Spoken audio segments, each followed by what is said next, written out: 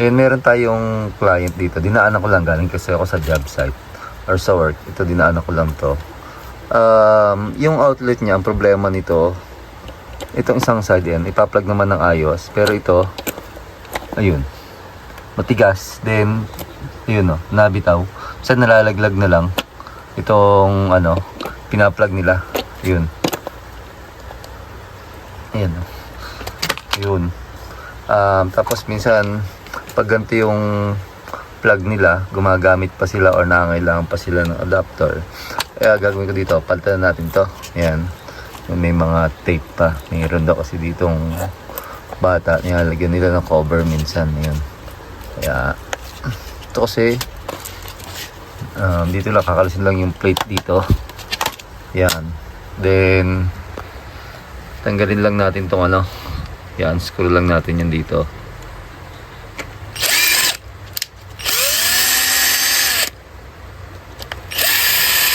Yun. Tapos makakalas natin yan dito. Yun, suggest ko kasi napalitan na gawa ng yun, nahirapan niya mag-plug dito. Pwede pang pagmulan minsan pag nag-loose or sobrang sikip. Delikado din naman yun pagka ganun. At the same time nga, nagamit silang ganitong plug. Kailangan pa nila adapter. Hindi nyo kasi pwedeng i-plug itong direct dyan kasi 2-prong lang siya. Palitan natin siya ng 3-prong. Pakita ko sa inyo mamaya. Ito yung ipapalit natin. Yan, 3-prong na siya. Pagkakaiba nito, hindi nyo na rin kailangan ng jumper. Or like nito, ayan, ito. Mapapansin nyo yan. Ayan. Hindi nyo na kailangan yan dito. Kasi yan, dalawang yan, meron na yung continuity or konektado na yan. Kaya hindi nyo kailangan ng jumper, guys. Yun. Basta nyo lang ipa-plug dito yung yung dalawang wire. Ito guys, ayan nakapigtail naman siya, kaya wala tayong babaguhin sa connection niya. Kung hindi siya nakapigtail, ipipigtail natin. Ibig sabihin naka-splice, hindi na siya nakatap sa dalawang ng outlet sa bawat corner. Yan. Siya nga pala, pagka magpapalit kayo ng ganitong outlet, kahit sabihin natin na napakabilis lang, napakalaga pala yun na i-turn up nyo yung breaker nyo or i-off nyo for your safety, guys. Kasi ito is meron niya kuryente. Yan. Ito sa inyo. Meron siyang reading na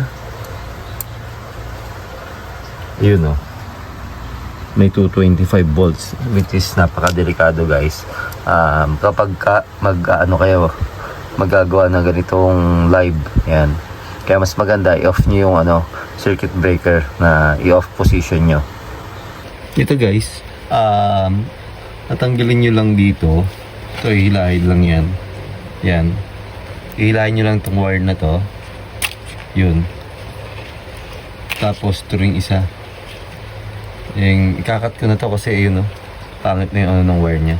Kaya ikakat ko na para pag pinasok natin doon sa bagong outlet, na siya, mas magandang na yung wire nya. Or minsan kasi kapag nakita nyo, napakabilis matanggal kapag hindi maganda yung wire. Kaya pagka magpapasok kayo ng wire sa ganitong outlet, huwag nyo ito-twist. Kasi hindi talaga siya kumakapit minsan doon sa outlet natin. Kailangan in-splice nyo or in-strip nyo, yun na yun. Huwag nyo ito-twist pa. Yan, ganito, halimbawa strip ko siya, guys. I-strip ko yan.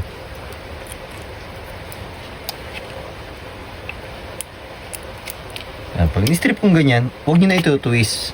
Kasi yun, minsan hindi siya talaga nag-fit ng ayos doon sa outlet. Yan, tapos pagka-strip nyo, kakabit nyo lang siya dito. Yan. Yan, papasok nyo lang na ganon. Yan nga pala mga outlet na yan, may mga strip gauge yan.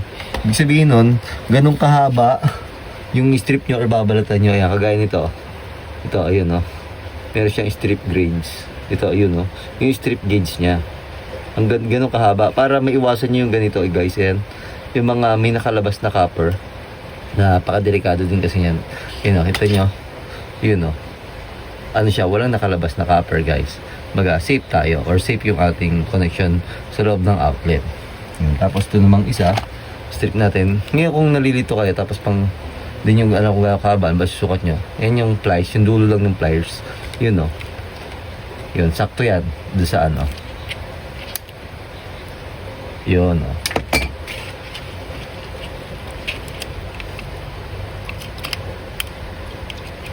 Ito nyo, ha? Pagpasok ko, walang lalabas dyan na ano, na copper. Saktual lang yun. Yun, oh. Mapapansin nyo, lapit natin.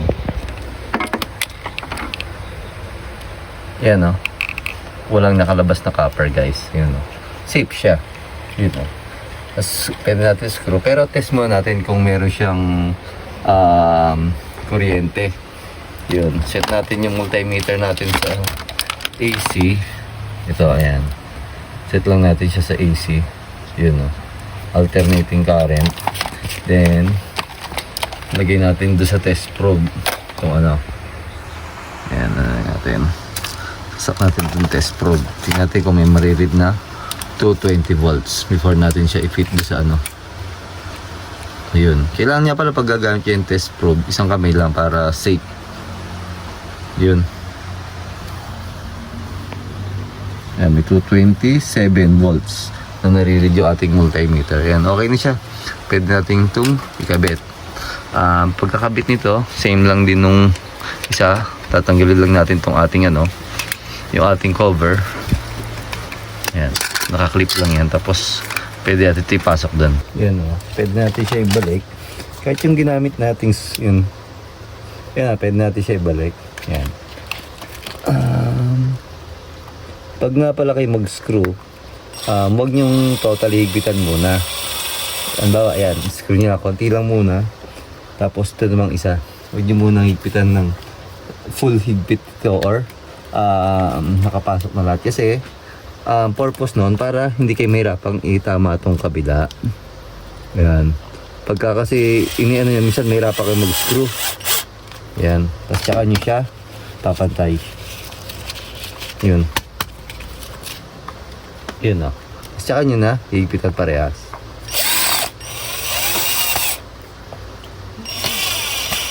Yun. Natin to. Then test natin kung may ano siya, continuity or sorry, may voltage o may current. Yan. Yun, oh, meron siyang 220 volts, guys. Kabila. Yun, meron din. Yun, 3-prong na siya. Yung ating 3-prong outlet or plug. Yan, may pa-plug natin. Hindi tayo gagamit ng ano, ng adapter. Yun. Yan. Pero mas maganda pag gaganto 3-prong. Kasi ito existing na. Kung makikita doon sa inaan natin, mga ginagawang video, may mga ground yung linya natin. Napaka-safe pagka meron yun. Kasi itong isang to, yan, ground yan. Yun yung, ang purpose niyan, for your safety, guys. Tsaka halimbawa, nagkaroon ng mga power surge, yun. Isa din yung sa silbi ng ground, guys. Kaya, mga body ground na yun. Ano din, kumbaga protection nyo tsaka protection ng device yan. Kaya may ground yan, napaka-importante yan, guys. Yan, sana nagka-reach ng idea sa mga video natin. Yun, medyo hindi na ako nakakagawa ng video ngayon kasi lagi ako nasa site yun. Gaya nung pagkagaling ko sa site, may dinaanan pa ako ito, nag-install or nagpalit ng outlet. Ayun, kumbaga medyo gabi na ako makarating, guys. Yan, yan, maraming salamat po muli sa walang sawang niyong pagsuporta. Stay safe, guys, and God bless po.